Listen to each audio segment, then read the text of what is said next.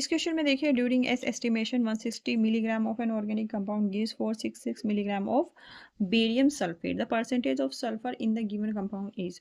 अब आपको पता है ऑर्गेनिक जो कंपाउंड है 160 मिलीग्राम है और ये BaSO4 दे रहा है 466 मिलीग्राम।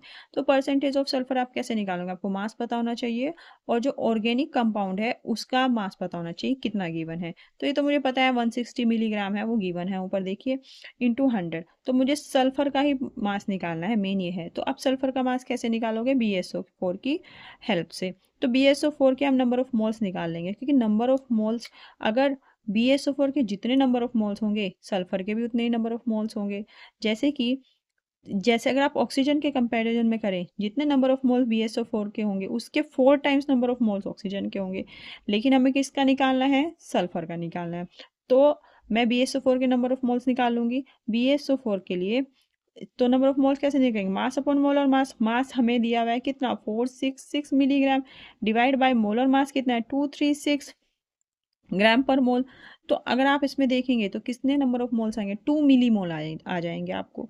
फिर आपको सल्फर का देखना है। तो इसका मतलब अगर BaSO4 के 2 मिली मोल आपके नंबर ऑफ मोल्स है तो सल्फर के भी नंबर ऑफ मोल्स 2 मिली मोल है।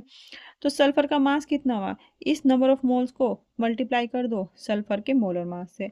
सल्फर के मोलर मास से जब मैं इसको मल्टीप्लाई कर दूंगी तो सल्फर का मास आ जाएगा 64 मिलीग्राम। तो परसेंटेज ऑफ सल्फर कितना आएगा? मास यानी 64 मिलीग्राम डिवाइड बाय जो आपका गिवन मास है यानी 160 ग्राम मिलीग्राम इंटू 100। इसकी वैल्यू आएगी आपकी 40%।